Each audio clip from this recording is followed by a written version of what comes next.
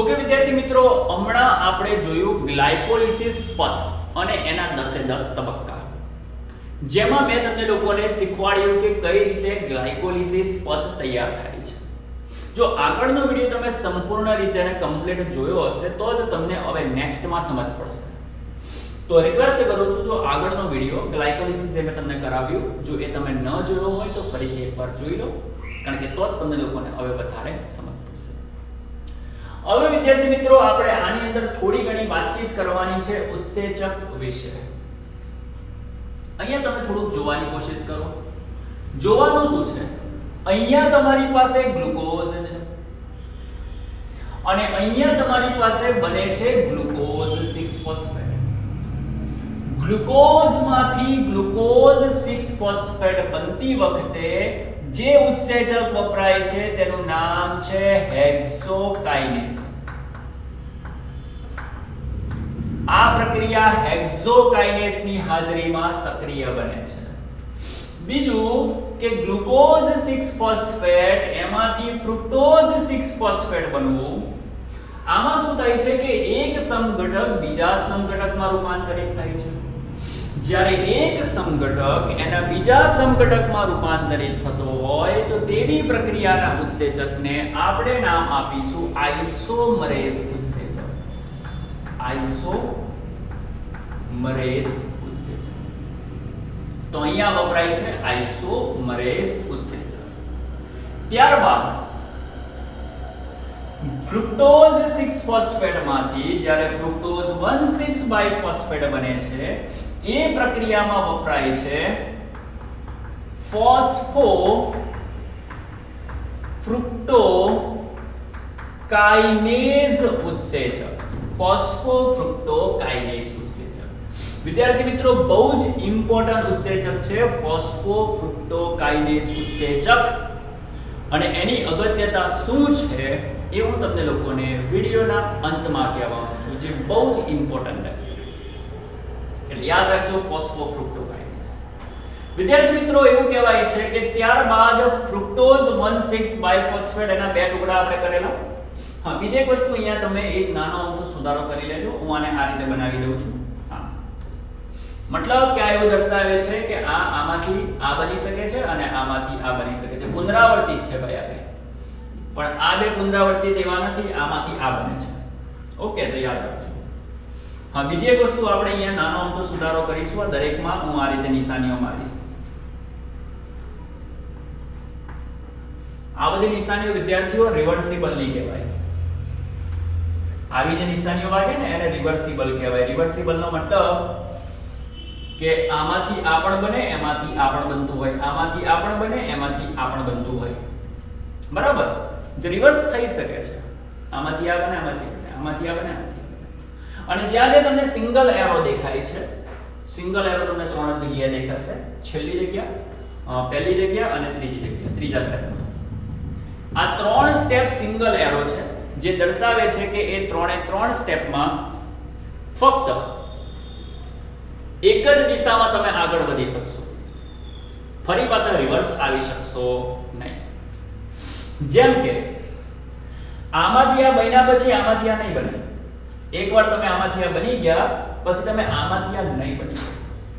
Okay, તો single એરોનો મતલબ એ જ થાય, બીજો કોઈ નથી. અને ડબલ એરો ખબર પડી ગઈ ને કે ઉપરથી નીચે પણ આવે, નીચેથી ઉપર પણ જવાય. તો ફરીથી આપણે આવી ગયા ઉત્સેચકોની ચર્ચા પર.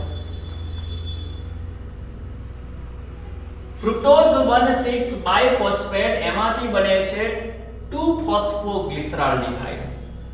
અને એની અંદર જે ઉત્સેચક વપરાય છે જેનું નામ છે આલ્ડોલેઝ ઉત્સેચક.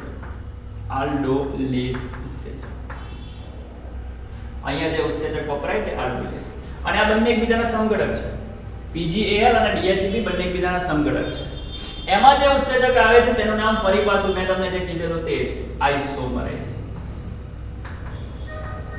આઇસોમરેઝ.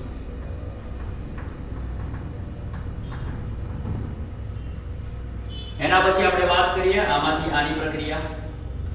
PgAl માંથી જ્યારે 1,3 બાયફોસ્ફોગ્લિસરિક એસિડ બને છે, તે દરમિયાન હાઇડ્રોજનના બે અણુ મુક્ત થાય છે. સમજો, આ પણ એક અગત્યનો ઇમ્પોર્ટન્ટ ટોપિક છે. ઇમ્પોર્ટન્ટ પોઈન્ટ છે. એવું કહેવાય છે કે જ્યારે આમાંથી આ બને છે તો PgAl પોતાનામાંથી બે હાઇડ્રોજનને ગુમાવે છે. હવે પહેલા તો આપણે લખી નાખીએ કે આમાંથી બે હાઇડ્રોજન ગુમાવવામાં આવે મતલબ કે આ પ્રક્રિયામાં જે ઉત્સેચક વપરાશે તેનું નામ છે ડિહાઇડ્રોજિનેસ. ડિહાઇડ્રોજિનેસ. ડિહાઇડ્રોજિનેસ નો મતલબ શું થાય? હાઇડ્રોજન ગુમાવ્યો. ડિહાઇડ્રોજિનેસ. સવાલ એ છે કે એણે ગુમાવેલા હાઇડ્રોજનનું શું થશે? વિદ્યાર્થી મિત્રો, અહીંયાથી જે પણ હાઇડ્રોજન ગુમાવવામાં આવે છે એ ગુમાવવામાં આવેલો હાઇડ્રોજન NAD+ એને ગ્રહણ કરે છે અને NAD+ એ હાઇડ્રોજનને ગ્રહણ કરીને બની જાય છે NADH2. તો NAD માંથી NADH2 બને છે. બીજું કે આના બે અણુ છે તો અહીંયા પણ બબ્બે અણુ બની જશે. તો મગજમાં ફિટ કરજો. આ તબક્કામાં PgAl પોતાનામાંથી બે હાઇડ્રોજન ગુમાવે છે અને એણે ગુમાવેલા જેટલા પણ હાઇડ્રોજન છે તે NAD+ પાસે જઈને NAD+ નું રૂપાંતરણ NADH2 માં કરે છે. આથી અહીંયા ઉત્સેચક વપરાયો છે ડિહાઇડ્રોજિનેસ ઉત્સેચક. ત્યારબાદ 1,3-બાયફોસ્ફોગ્લિસરિક એસિડ માંથી બને છે 3-ફોસ્ફોગ્લિસરિક એસિડ, જેને આપણે નામ આપીશું ટ્રાન્સફોસ્ફોરાઇલેઝ ઉત્સેચક. આમાંથી આની જે પણ પ્રક્રિયા છે તેની માટેનો ઉત્સેચક છે ટ્રાન્સફોસ્ફોરાઇલેઝ ઉત્સેચક. તો આ રીતે આપણું 3-ફોસ્ફોગ્લિસરિક એસિડ બને છે. 3-ફોસ્ફોગ્લિસરિક એસિડ માંથી જ્યારે 2-ફોસ્ફોગ્લિસરિક એસિડ બનાવવામાં આવે છે તો તેની માટે વપરાય છે મ્યુસિલેઝ ઉત્સેચક. કયો ઉત્સેચક? મ્યુસિલેઝ ઉત્સેચક. ચાલો,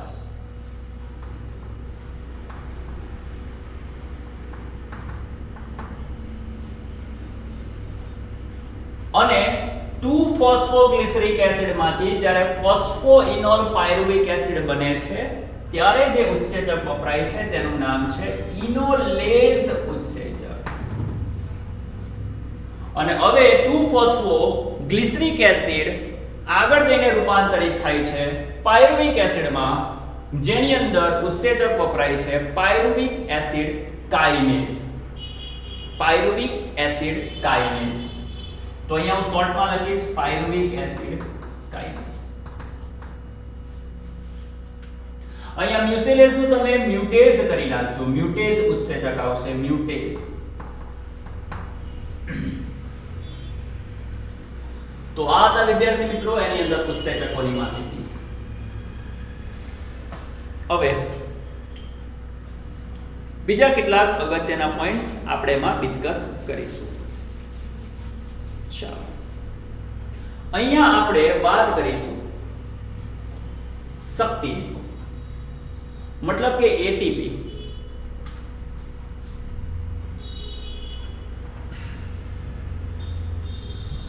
ચાલો ધ્યાનથી જોજો. અહીંયા તમે જોઈ શકો છો કે ગ્લુકોઝ 6 એમાંથી બન્યો છે ગ્લુકોઝ 6 ફોસ્ફેટ. તમે જોઈ શકો છો કે આ ગ્લુકોઝ છે, આ ગ્લુકોઝ 6 ફોસ્ફેટ છે. મતલબ કે ગ્લુકોઝ ની અંદર ફોસ્ફેટ આવી ગયો. 6 ફોસ્ફેટ નો મતલબ થાય છઠ્ઠા કાર્બન પર ફોસ્ફેટ. પહેલા એકલો ગ્લુકોઝ હતો, હવે ગ્લુકોઝના છઠ્ઠા કાર્બન પર ફોસ્ફેટ આવી ગયો. તો સવાલ એ છે કે ગ્લુકોઝના છઠ્ઠા કાર્બન પર ફોસ્ફેટ આવ્યો ક્યાંથી? તો વિદ્યાર્થી મિત્રો મગજમાં યાદ રાખજો, અહીંયા છઠ્ઠા કાર્બન પર ફોસ્ફેટ આવવા માટે જવાબદાર છે એટીપી. કોણ જવાબદાર છે? એટીપી. શું તમને લોકોને ખબર છે કે એટીપી એ એડીપી અને ફોસ્ફેટનું કોમ્બિનેશન છે? આને કહેવાય એડીપી, આ છે પીઆઈ. પીઆઈ મતલબ અકાર્બનિક ફોસ્ફેટ. પીઆઈ નો મતલબ તમારે યાદ રાખવાનો અકાર્બનિક ફોસ્ફેટ.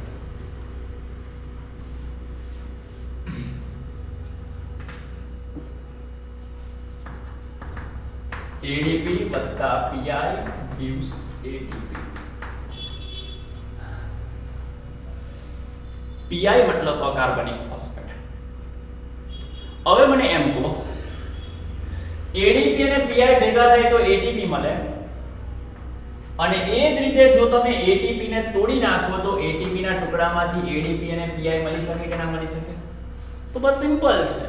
જો તમે તમારા ATP ને તોડશો તો તેમાંથી બનશે ADP અને મુક્ત કોણ થશે? તો કે ભાઈ PI થશે. તો અહીંયા PI એટલે કોણ? ફોસ્ફેટ.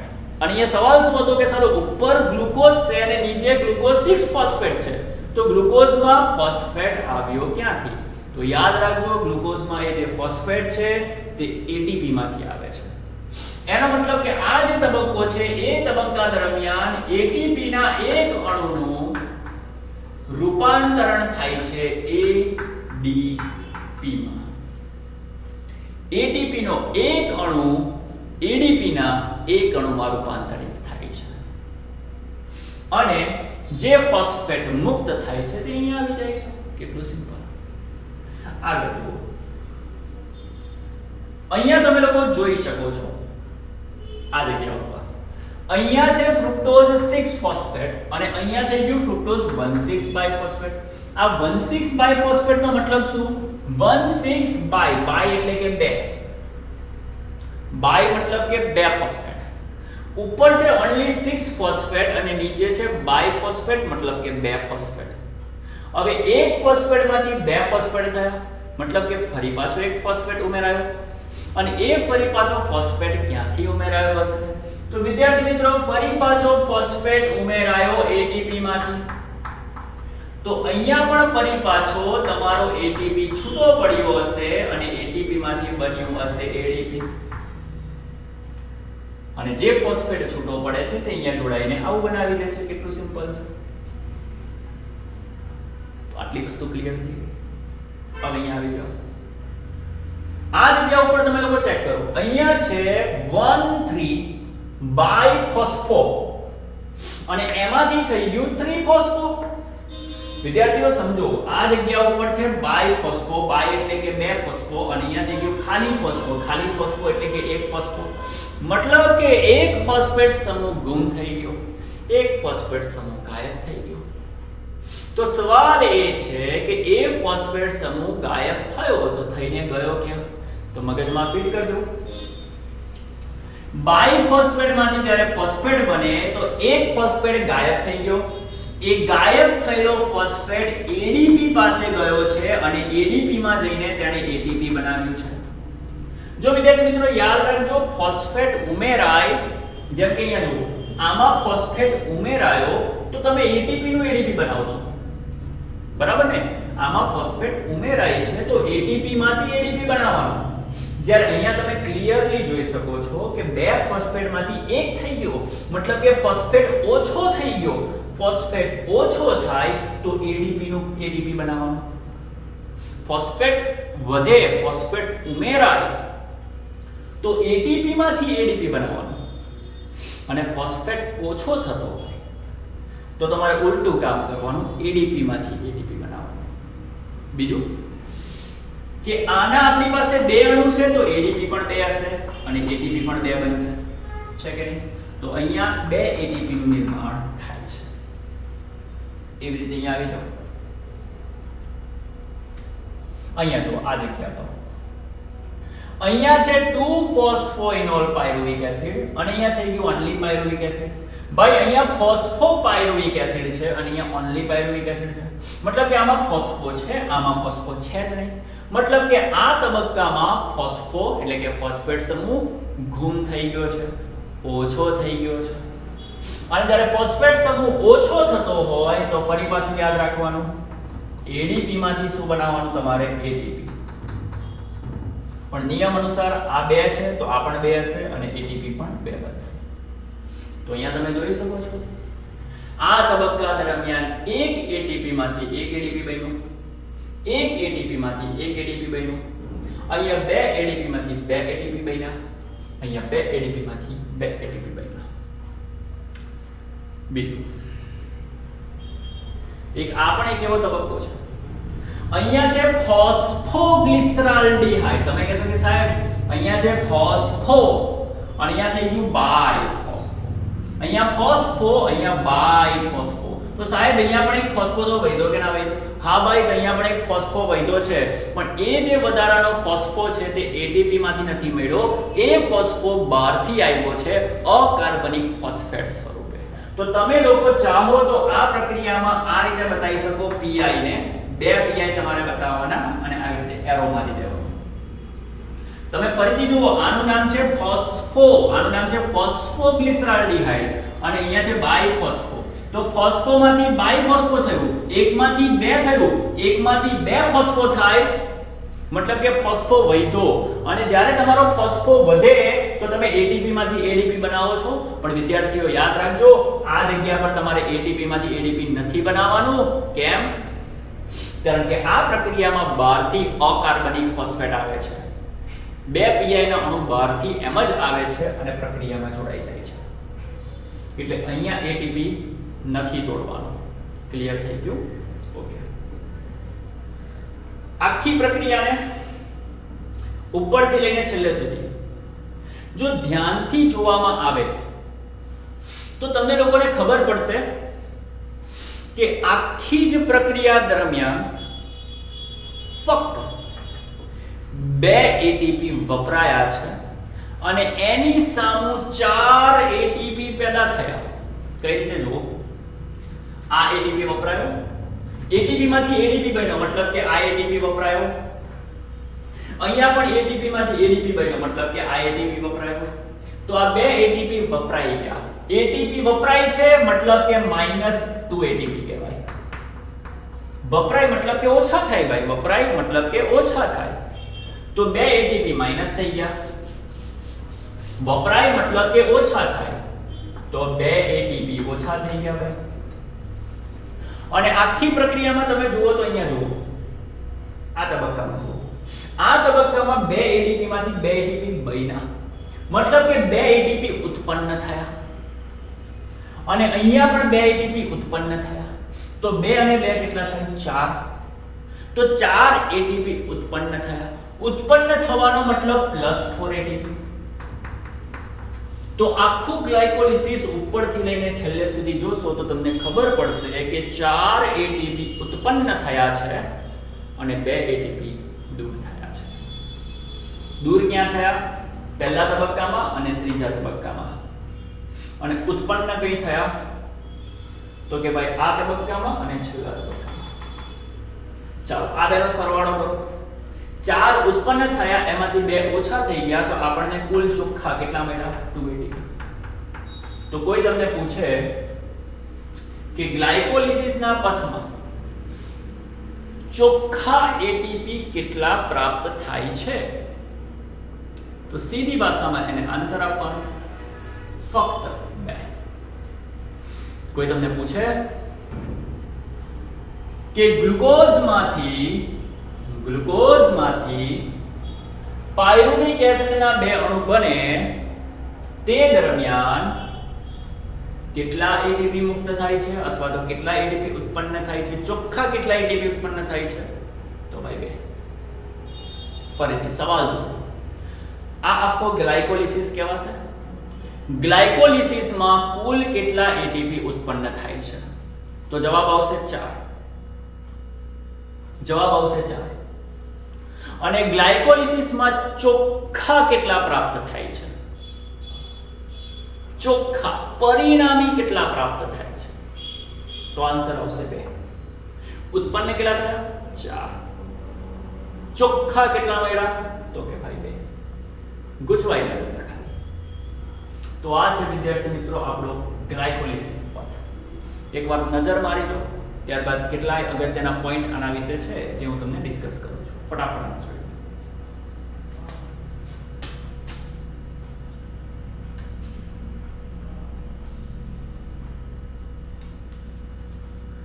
ઓકે, હવે કેટલાક અગત્યના પોઈન્ટ હું બોલું છું. હું લખતો નથી, કેમ? કારણ કે આને હમણાં મારે રહેવા દેવું છે. બીજી કોઈ એવી જગ્યા દેખાતી નથી કે જ્યાં હું લખી શકું, એટલે હું બોલીશ અને તમારે એને લખી લેવાનું છે. બરાબર, જે પણ કંઈક લખવું હોય તમે લખી લેજો. જો પહેલી વસ્તુ, હા, એક મારે જે અગત્યનો પોઈન્ટ તમને સમજાવવાનો હતો અહીંયા, NaDH2. વિદ્યાર્થી મિત્રો યાદ રાખજો, અહીંયા લખું છું, જગ્યા છે આપણી પાસે. NaDH2 એને તમે કઈ રીતે લખી શકો તો જો NaDH2 ને લખાય આ રીતે, NaDH + H+. આને તમારે આ રીતે લખી શકો, બરાબર. તો ઘણી વખત આવું લખે તો પૂછવાતા નહીં, કોઈ જગ્યા પર આવું લખ્યું હોય તો તમે લોકો પૂછવાતા નહીં. 2NaDH2 લખો હોય તો શું લખાશે? 2NaDH2 એને લખાશે 2NaDH + 2H+. એટલે જો તમને કોઈ વખત આવું કંઈક લખેલું દેખાય તો તમારે પૂછવાનું નથી. તો 2NaDH2 એને આ રીતે પણ લખી શકાય છે. ઓકે, હવે આપણે આગળ વધીશું. ચલો, અગત્યના પોઈન્ટ. ગ્લાયકોલિસિસની પ્રક્રિયા દરમિયાન ઓક્સિજન કોઈ જગ્યા પર વપરાતો નથી અને CO2 પણ કોઈ જગ્યા પર મુક્ત થતો નથી. શું તમે લોકો અહીંયા કોઈ પણ જગ્યાએ જોયું કે ઓક્સિજન વપરાયો હોય? શું તમે લોકોએ કોઈ પણ જગ્યાએ જોયું કે તમારો CO2 કોઈ જગ્યાએ મુક્ત થતો હોય? એટલે કે ગ્લાયકોલિસિસ પ્રક્રિયા એને ઓક્સિજન સાથે કોઈ લેવા દેવા નથી. ઓક્સિજનની હાજરીમાં પણ એ થઈ શકે, ઓક્સિજનની ગેરહાજરીમાં પણ એ થઈ શકે, જારક શ્વસનમાં પણ થઈ શકે, અજારક શ્વસનમાં પણ થઈ શકે. એટલે તો ગ્લાયકોલિસિસ જારક અને અજારક બંનેમાં સામાન્ય છે.